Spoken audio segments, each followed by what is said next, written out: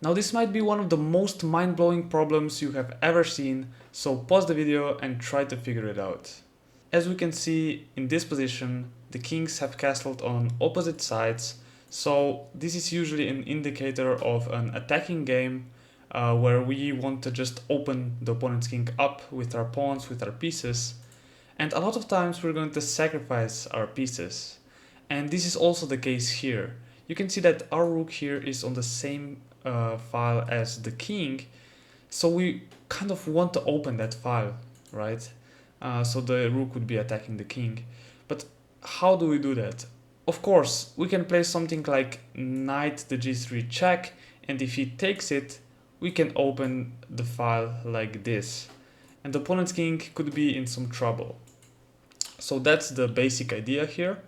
And of course, it's also important that he can't just go here because he's just going to lose his queen.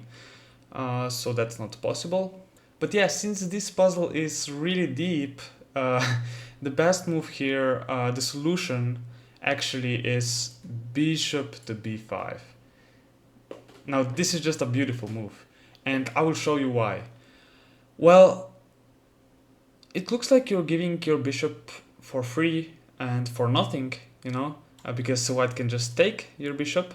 But the main idea is that now you want to play knight to g3 check, and after he takes, you take, and after he recaptures, of course, again, if he goes here, we just take the queen, so he has to take it, and after we take it back with a check and king to g1, we need to see this mating pattern. That's the whole essence of this problem.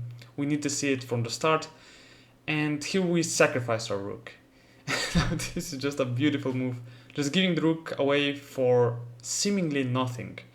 But the idea is, of course, if you know the pattern, you will see it. If you don't know it, it's a bit harder. We give a check, and now we even sacrifice the bishop. And of course, the idea is that, okay, if he goes here, we're gonna take it and just checkmate the opponent. But if he naturally just, takes our bishop, the idea is we sacrificed another rook here, and we bring in the queen for the checkmate. So that's the whole idea. We want to get rid of everything here on the 8th rank in order to then checkmate the opponent with the queen here. But there's another solution that the computer proposes, and it's just knight to g3 immediately. After he takes, we recapture, he goes to g1, of course. Now we play rook to h2. And it seems like it's winning again, even though we're a piece down here. The opponent's king is in such a danger that it's just winning. For example, queen to f3, we play bishop to c6, and after he takes, we of course just win the queen. And what else is he going to do? I mean, this bishop to c6 is really a dangerous move. So if he plays bishop to e4 to stop it, now we can play rook to h8, and we're gonna checkmate him. So white is really hopeless here. But of course, the more beautiful variation is just bishop to b5. Giving the bishop away like this. And then, of course, again, giving another bishop away here and all the rooks, just in order to give him a checkmate on h2 with the queen. And look at this. We have a queen. The opponent has a queen, 2 rooks, 2 bishops, and a knight. Now tell me, isn't this incredible?